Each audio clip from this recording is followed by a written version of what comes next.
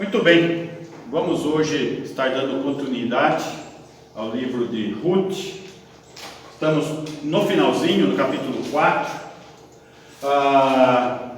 No último estudo nós vimos, Deus já escreveu o último capítulo e falou sobre o noivo.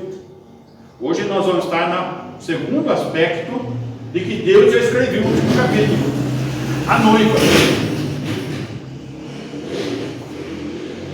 Para isso nós precisamos estar lembrando de algumas coisas.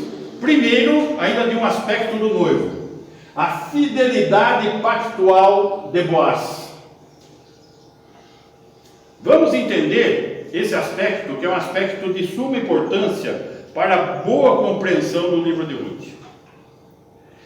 Esse ato de fidelidade pactual de Boaz, ele é louvado pelos líderes, pelos anciãos de Belém. E esses anciãos invocam as bênçãos de Deus, as bênçãos correspondentes à história da fecundidade concedida por Deus a Israel. Nós vamos ter alguns textos que vai citar essa questão da bênção da fecundidade. Vamos lembrar também que Boaz é um dos pilares do templo de Salomão. Quando Salomão construiu o templo, tinha dois pilares principais, e um deles tem o nome de Boaz. Isso aconteceu depois, tá? Então Boaz tem seu nome referendado na coluna do templo. Boaz vem de Ben-As. Ben é filho, As é força. Então, o filho da força, isso é o significado do nome dele. Sendo que Boaz, ele era reconhecido naquela comunidade como um cidadão íntegro, influente, próspero e destacado, especialmente em seus valores morais.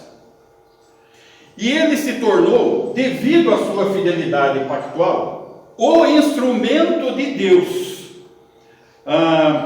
na vida de Noemi, na vida de Ruth, e trazendo as bênçãos de Deus para a nação de Israel. E nós vemos esse instrumento de Deus por seus atos de fé na lei de Deus. Lembra lá de Ruth chegando e no respigar nos campos?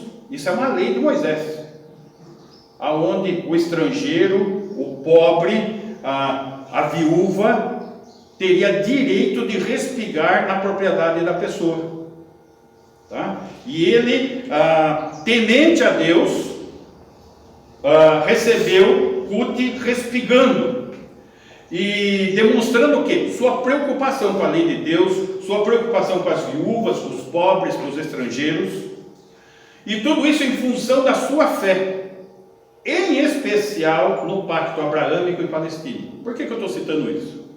Porque nós temos que entender alguns aspectos da cronologia.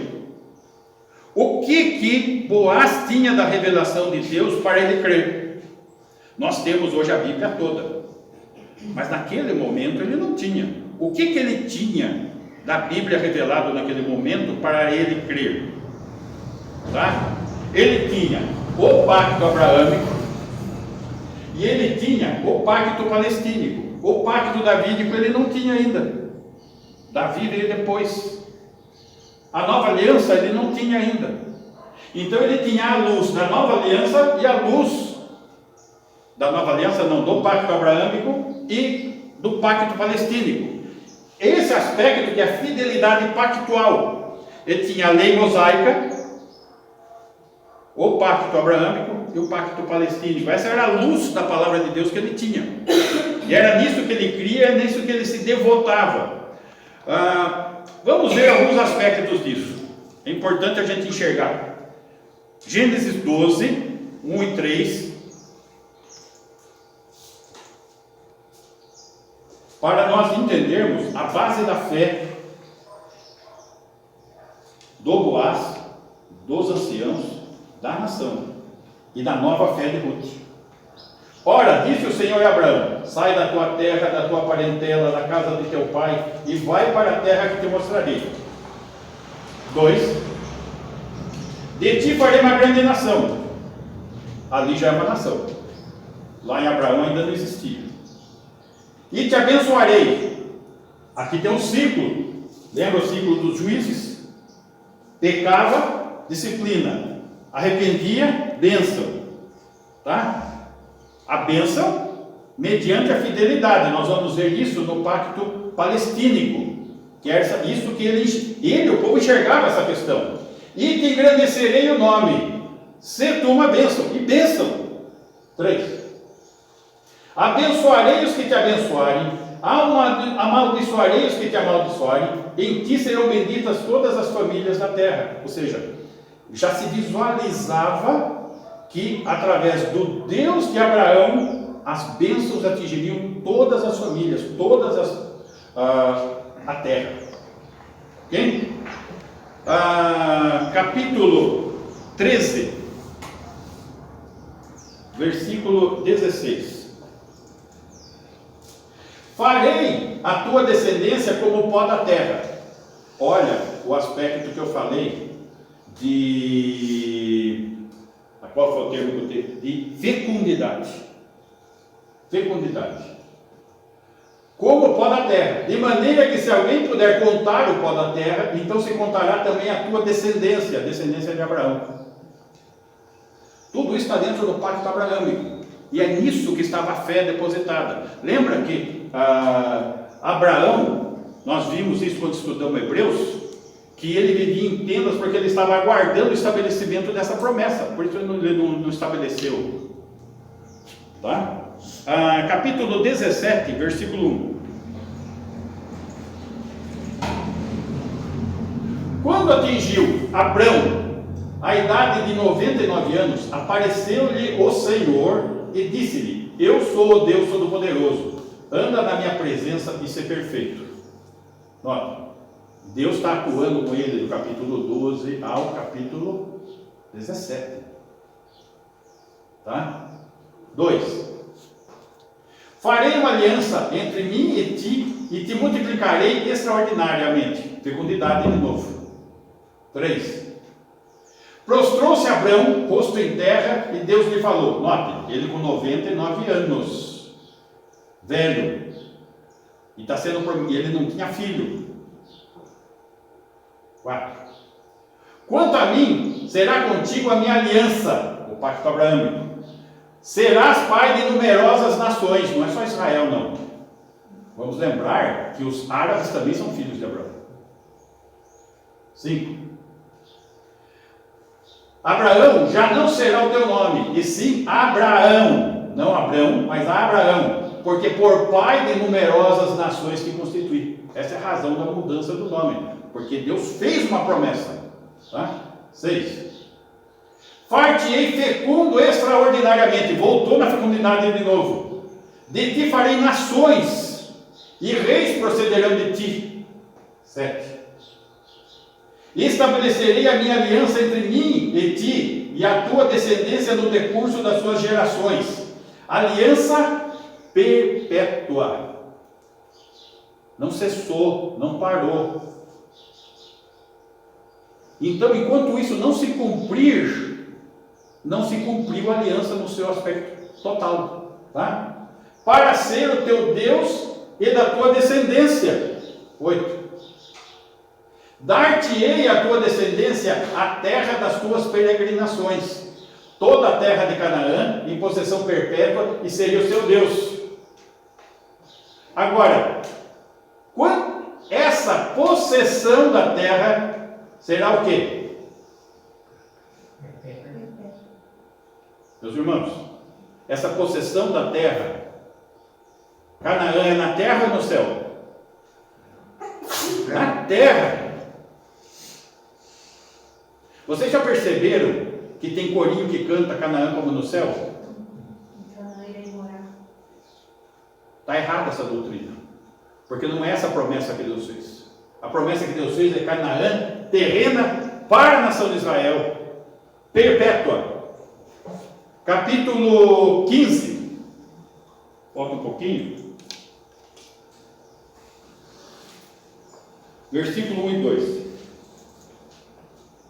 Depois desses acontecimentos, que ele foi lá libertar o Ló, veio a palavra do Senhor a Abrão, numa visão, e disse: não temas, Abraão, eu sou o teu escudo, e teu galardão será sobremodo grande. 2. Respondeu Abraão: Senhor Deus, que me haverás de dar, se continuo sem filhos, e o herdeiro da minha casa é o Damasceno Eliezer? Note, aí, isso aqui aconteceu antes, mas eu quero mostrar a questão da terra para vocês. Então aqui, notem, Abraão está discutindo a questão. Me prometeu fecundidade, me prometeu uma nação, eu não tenho nenhum filho ainda. Tá? Versículo 5. Então conduziu-o até fora e disse, estava na barraca dele, na tenda, colocou ele para fora: olha para os céus e conta as estrelas, se é que o podes. Ele disse: será assim a tua posteridade. Fecundidade de novo. 6. E creu no Senhor, e isso lhe foi imputado para a justiça. Note, Deus chamou Abraão lá no capítulo 12, e só no capítulo 15, anos depois, o que aconteceu com Abraão? Creu. Só que ele crê. Por isso que existem diversas pessoas que estão no processo da fé ainda. Assim como Abraão. Abraão, quando ele foi chamado de Ur dos Caldeus, terra pagã. O pai dele era adorador de imagem, provavelmente Abraão também. Então, Deus retira um pagão, e esse pagão crê, é transformado e recebe a promessa. Amém. Tá? Versículo 8.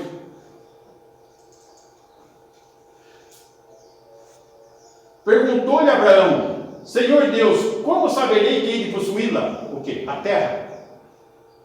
Está sendo prometido uma terra. Não está falando de céu. Versículo 17, vamos ver, acho que ou 18, deixa eu ver. 17. Isso. E sucedeu que, posto o sol, houve densas trevas, e eis que um fogareiro fumegante e uma tocha de fogo que passou entre aqueles pedaços. É o pacto de sangue de Abraão com Deus. Só que só Deus passou, representado aqui pela fogareiro fumegante e a tocha de fogo. Tá? 18.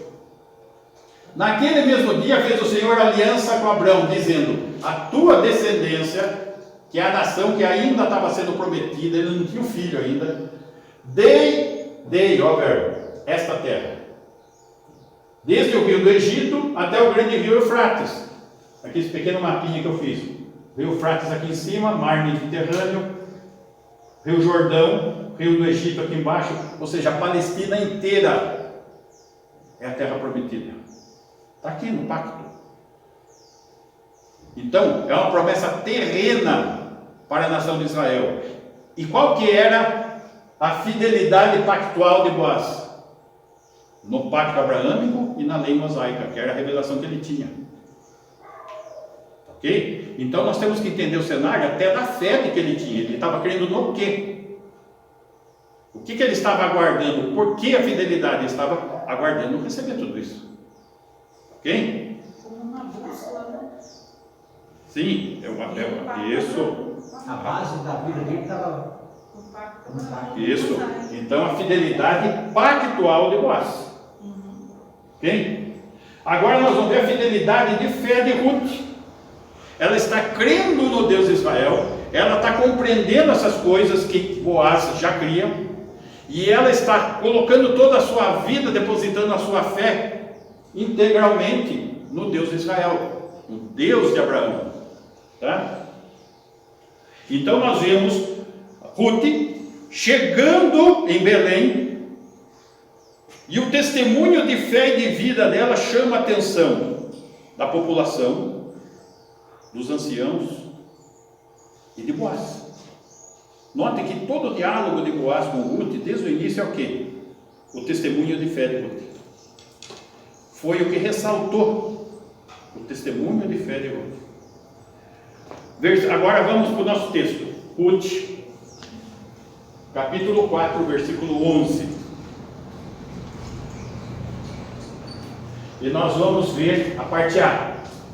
Todo o povo que estava na porta e os anciãos disseram: somos testemunhas. Vamos entender essa parte aqui. Primeiro nós temos que ver que é maravilhoso quando a comunidade da aliança, do pacto, certo? Alegra-se sinceramente com a noiva e com o noivo. É o que está acontecendo aqui. Estavam todos à porta. Somos testemunhas. Eles são, somos favoráveis com esse casamento. Somos favoráveis diante da lei do levirato, que é uma lei mosaica, de que Boaz resgate esta terra e estas viúvas, visto que Noemi era muito velha e não tinha como gerar, e Ruth também viúva, tinha como resgatar via Ruth. Muito bem, vamos entender isso. Então nós vemos, primeira coisa aqui, a questão sincera de alegria em função da fé pactual, pois aquilo que estão fazendo é vontade de Deus. O que é a vontade de Deus? O resgate. E todos estão concordando, o povo, os anciãos, todos que estão testemunhando e favoravelmente a isso. Vamos visualizar esse aspecto. Todos são favoráveis a um casamento. Por quê? Porque está dentro da vontade de Deus. Dentro da vontade de Deus. Agora vamos olhar para o nosso cenário de casamentos. E se estão dentro da vontade de Deus. Quantos casamentos que nós já vimos, já soubemos, já participamos, já assistimos, que foram qualquer coisa menos a vontade de Deus? Isso é, se casou, porque é o cenário que está desse jeito, fora da vontade de Deus. Quantos casamentos que a vontade não é alegrar-se, é chorar e não comemorar, porque não tem a vontade de Deus. Hoje nós estamos num cenário onde estão querendo o quê? Destruir a família. Em especial estão querendo destruir o quê? O casamento, que é constituído por Deus. Agora, constituído para que seja da maneira como Ele deseja, dentro da vontade dEle. Mas nós estamos hoje o quê? Na era da pós-verdade. Então, isso está sendo o quê? Uma afronta à palavra de Deus, que é a vontade de Deus. Mais do que isso é uma afronta a Deus. Porque é feito de maneira consciente, é maneira decidida. Deixa a vontade de Deus de lado e põe a minha vontade. Já disse certa artista, e não importa o nome dele, porque a opinião dele você vai ver que não vale grande coisa, é que o casamento é um erro que todo homem deve cometer. Isso não vale a pena nem saber. Mas o último lugar que deve se cometer um erro é onde? No altar do matrimônio. Tem que ser a vontade de Deus. Estão percebendo essa questão aqui em jogo?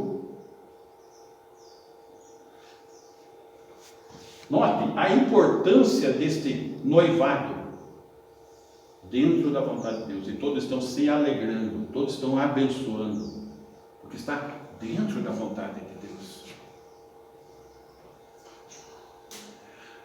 Ao contrário do que a nossa sociedade pensa, uma sociedade incrédula, uma sociedade que não tem Deus na sua prioridade, muito menos na sua vontade, pensa a seguinte maneira, e muitos cristãos pensam assim: o casamento não é um assunto particular. É um assunto particular, mas não é um assunto particular. Casamento não é assunto particular. É um assunto que a gente tem que saber o que Deus pensa, que o povo de Deus pensa, se está dentro da vontade de Deus. Não é assunto particular. Inclui Deus, inclui o povo de Deus. Isso é bíblico. Vou mais longe. Quantos jovens cristãos e muitos adultos também estão vivendo um show de hipocrisia, sem senso de pureza, vivendo uma vida dissoluta, onde a santidade está no mundo de faz de conta. E esse mundo de faz de conta vai culminar em véu e grinalda da mentira, como um teatro de horror aos olhos do santo Deus de Israel.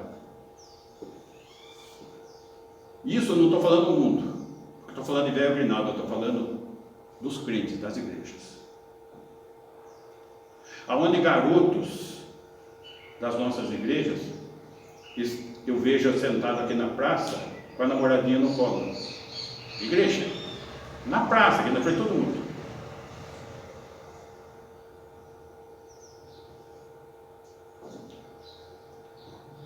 O que é isso? Por isso que eu quis, durante a explicação da vida de Boaz e de Ruth, o contato deles, eu quis mostrar a seriedade do contato, que não é aquele romantismo de Hollywood, aquele negócio de fotonovela, ou de novela, fotonovela é coisa antiga, de novela. Não, isso daí o mundo cria um amor degenerado, e não com esse padrão que nós estamos vendo. Quantas igrejas, quantos pastores, quantos membros de igreja já abriram as mãos das prioridades espirituais da vontade de Deus, de buscar um casamento do mesmo jugo, da mesma base espiritual? 2 Coríntios, capítulo 6, versículo 14. Esses dois versículos aqui, gente, não está sendo seguido e de fato crido pelo mundo evangélico. Não vos ponhais em julgo desigual com os incrédulos, porquanto que sociedade pode haver entre a justiça e a iniquidade, ou que comunhão da luz com as trevas? Vamos entender esse primeiro versículo. Jugo é aquela canga que põe no pescoço do boi. Agora, se você pegar um boi e um cavalo e colocar na canga, vai arar a terra? É jugo desigual. E aqui, quando fala de sociedade, de matrimônio e de sociedade comercial também, tá? Não pode haver jugo desigual sequer em sociedade comercial, muito menos no casamento. 15. Que harmonia entre Cristo e o maligno? Ou que união do crente com o incrédulo? Nenhuma. Agora, a pergunta é: nós temos crido nisso? Estamos vendo aqui? O povo de Deus está crendo nisso? Seus líderes e pastores têm pregado e ensinado isso? Têm praticado isso em suas igrejas? O resultado que estamos vendo é que não. É que não.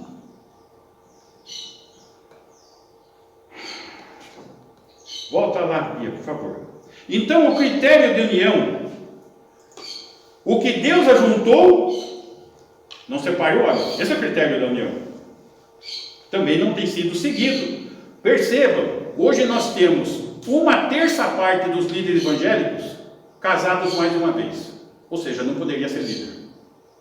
Nós temos 50% dos evangélicos, que não fazem parte da liderança, casados mais de uma vez. E temos muitos querendo os casamentos fora do critério que acabamos de ver. Ou seja, se a gente olhar este versículo numa outra ênfase, o que Deus ajuntou não separe o homem. Ou seja, o que Deus não ajuntou, não ajunte o homem. Só que o homem ajunta. O que Deus não ajuntou. Muito bem. porta, os anciãos disseram: somos testemunhas. O Senhor faça a esta mulher que entra na tua casa como Raquel e como Lia, que ambas edificaram a casa de Israel.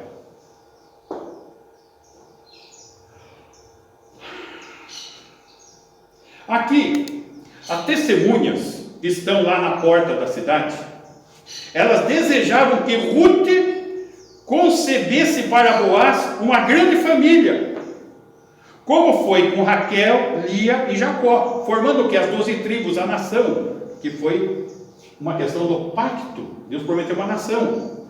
Então eles estão desejando o que? Fecundidade. O povo orou para que Ruth fosse fértil e gerasse filhos, pois os filhos são considerados o que? Bênção e não fardo. Filho é bênção e não fardo.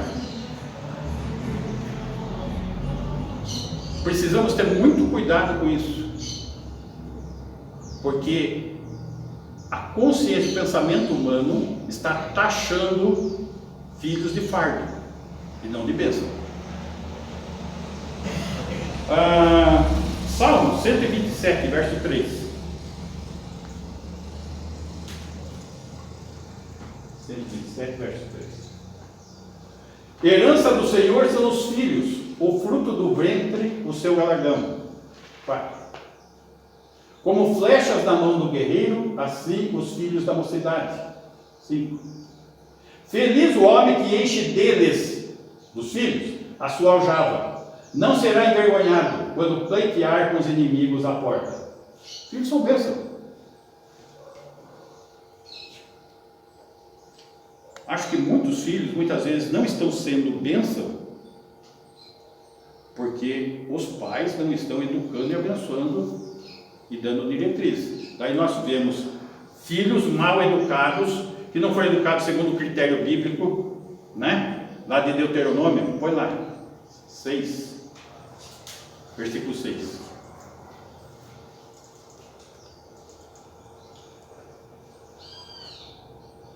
Essas palavras que hoje te ordeno estarão no teu coração. 7. Tu as inculcarás a teus filhos, e delas falarás assentado em tua casa, andando pelo caminho, ao deitar-te ou levantar-te. Está falando da educação dos filhos. Agora, filhos que não recebem essa educação, daí não vai ser bênção, porque os pais não estão abençoando. Volta no outro 6. As palavras estarão no teu coração. De quem? Dos pais. Então note aí que vem todo o efeito dominó do problema.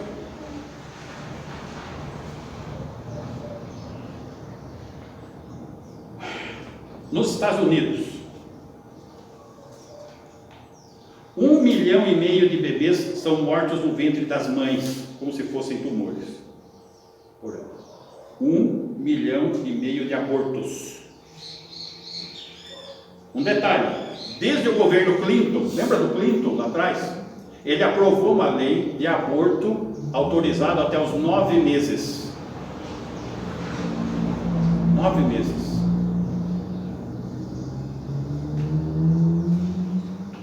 E com um detalhe da lei americana, na época. Um adolescente, para ir na farmácia e colocar um brinco, precisa autorização escrita dos pais para poder pôr um brinco. Mas para ir num hospital e tirar um filho, não precisa que o pai e a mãe saibam não, vai lá e tira. Criança, adolescente. Aí vendo, aonde que as coisas vão e aonde estão querendo que vá muito além disso aqui no Brasil. Tá?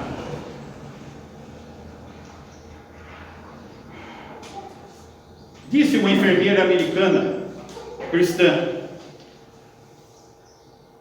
que ela trabalhava no hospital, dia e noite, numa ala do hospital para manter os bebezinhos vivos, e na outra ala do hospital para matá-los. Imagina o problema de consciência.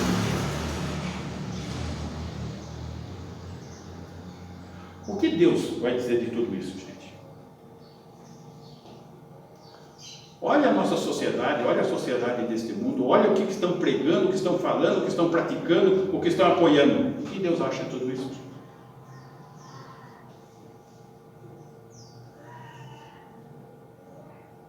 E muitas vezes nós, calados, omissos.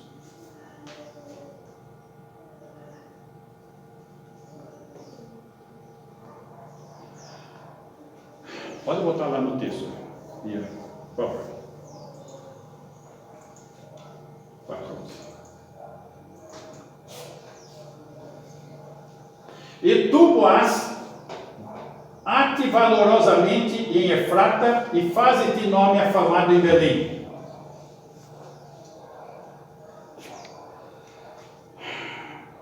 O uso do termo Efrata aqui, Belém, Efrata. O uso desse termo é relevante, porque Efrata quer dizer o quê? Fértil. E qual o tema que nós estamos vendo aqui? Fidelidade pactual, porque a promessa de Deus é fecundidade, fertilidade. O povo queria que Ruth fosse fértil e ilustre, e que trouxesse honra à pequena cidade de Belém.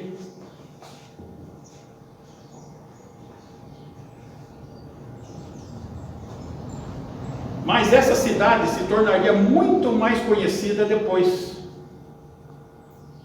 Miqueias, capítulo 5, verso 2. Muito mais afamada do que por causa da Ruth. E tu, Belém Efrata, pequena demais para figurar como grupo de milhares de Judá. Lembrando então que Belém Efrata é formada pela tribo de Judá. De ti me sairá o que há de reinar em Israel. Jesus, o filho de Davi. E essa promessa ainda não tinha, o pacto davídico não tinha aparecido ainda. Cujas origens são desde os tempos antigos, desde os dias da eternidade. A promessa do pacto davídico no tempo do Boaz não tinha. Depois, no tempo de Davi, Miqueias já tinha acontecido. Está aqui, ó. Aonde vai nascer o Messias? Em Belém, Efrata. Note que essa história tem tudo a ver com a história de Ruth, com a história de Boaz. Note que o resgate é um resgate que está abençoando Noemi, está abençoando Ruth, está abençoando a nação, está abençoando o mundo, porque o Messias vem de lá, versículo 3. Portanto, o Senhor os entregará até o tempo em que aqui está em dores, tiver dado a luz. Quem que está em dores para dar a luz? A nação de Israel. A nação de Israel. Se a nação de Israel que está em dores para dar a luz, quando você chega lá em Apocalipse 12, que fala que a mulher que estava para dar a luz, quem é aquela mulher? A nação de Israel, a dar a luz o filho, o varão. E o pessoal fala que é Maria, fala que é a igreja, fala que... Mas é Israel, gente. Por que eles mudam isso? Para sustentar suas doutrinas. Só que as doutrinas não têm sustentação, porque elas não estão alicerçadas no pacto abraâmico, onde as promessas, por exemplo, de reino é terreno e messiânico. Não é celestial, celestial é para a igreja, uma pátria celestial é para a igreja.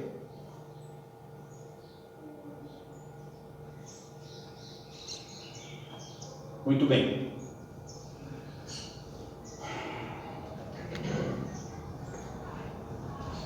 Versículo 12. 4:12.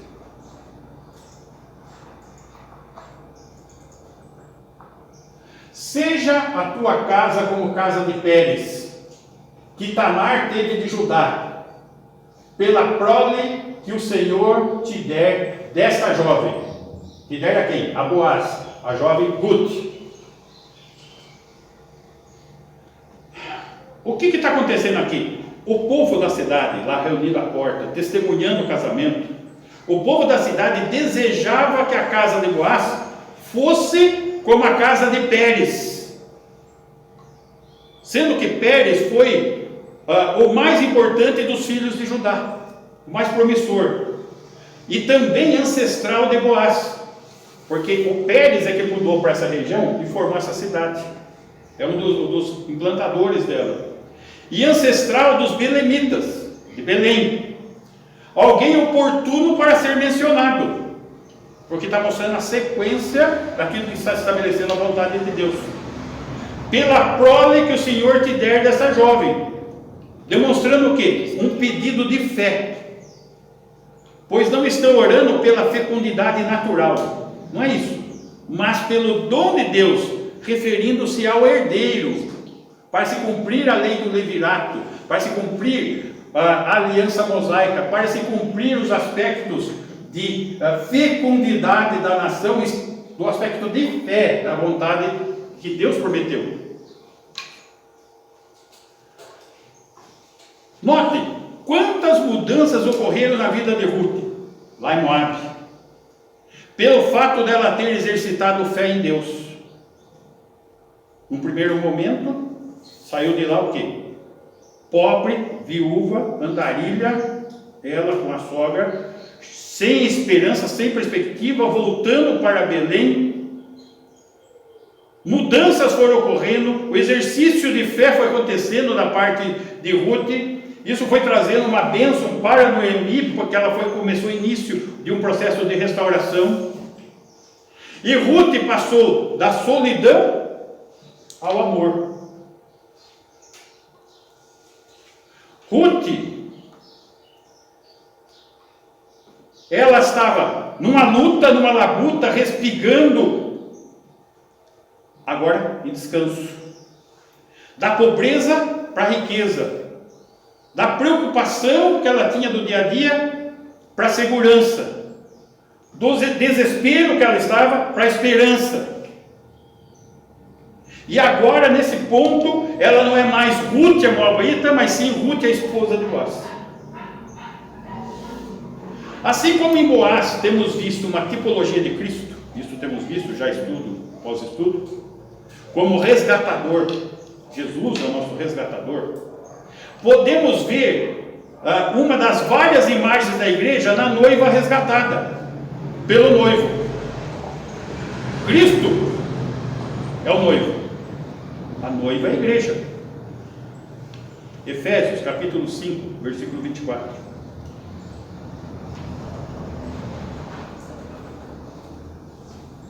Como, porém, a igreja está sujeita a Cristo, assim também as mulheres sejam em tudo submissas ao seu marido. Lembrando que aqui, submissão é alguém que está na mesma missão do marido, que é estar dentro da vontade de Deus. O casal tem que estar, por isso o casamento não pode ser de julgo desigual, porque existe uma missão para os dois, tá? E a mulher representando a igreja, depende de submissão, como a igreja depende de ser submissa a Cristo. 25. Maridos, amai vossa mulher, como também Cristo amou a igreja, e a si mesmo se entregou por ela. Então, esta missão do marido implica no amor, como de Cristo, dando a vida, para que a santificasse, tendo-a purificado por meio da lavagem de água pela palavra. Note, tudo objetivando o quê? O louvor da glória de Deus, a santificação da igreja, a santidade do povo de Deus. 27. Para apresentar a si mesmo igreja gloriosa, sem mácula, nem ruga, nem coisa semelhante, porém santa. Apresentar quando? No arrebatamento, gente.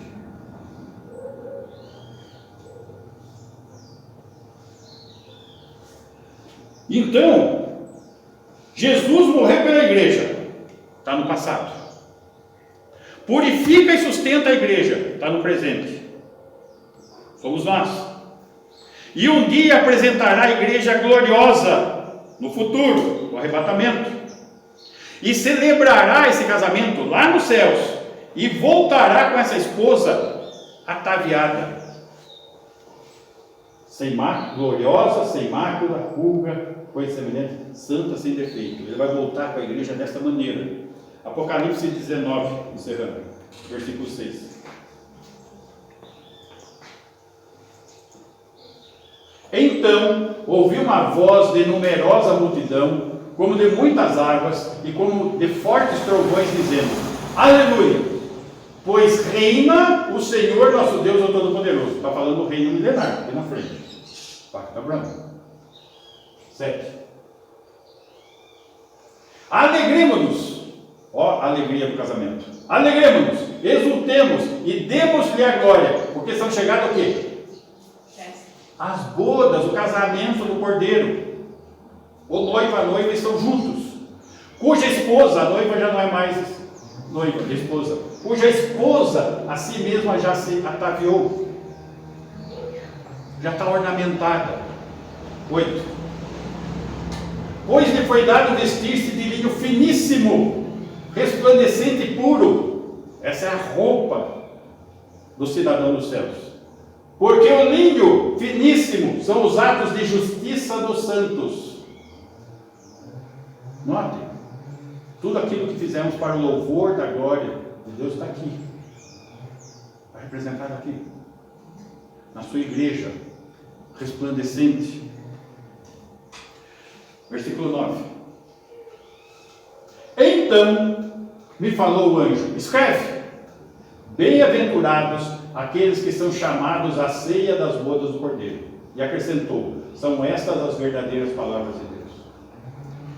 Eu gostaria de parar aqui, e você tem em mente esse aspecto. Bem-aventurados, felizes, aqueles que são chamados à ceia das bodas do Cordeiro.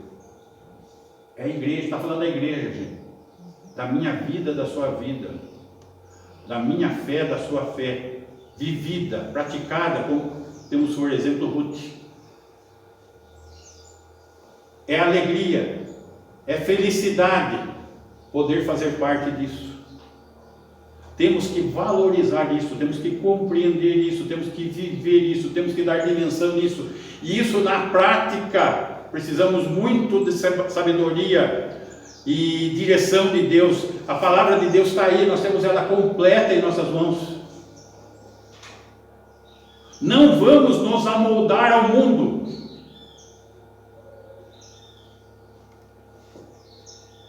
Não é isso que Paulo falou em Romanos 12? Rogo-vos, pois, irmãos, pelas misericórdias de Deus, que apresenteis os vossos corpos como sacrifício vivo, santo e agradável a Deus, no vosso culto racional. Bem-aventurados.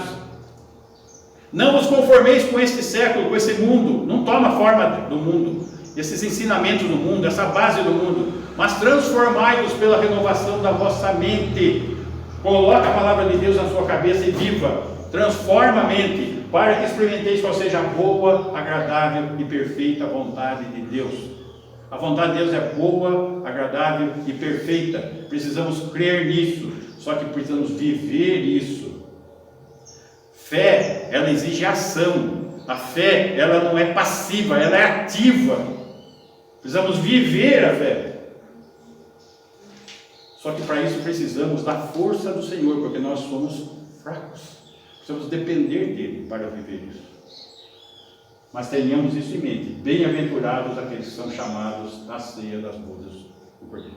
Amém? Amém. Amém. Esperamos aqui. Vamos orar? Vamos ficar em pé?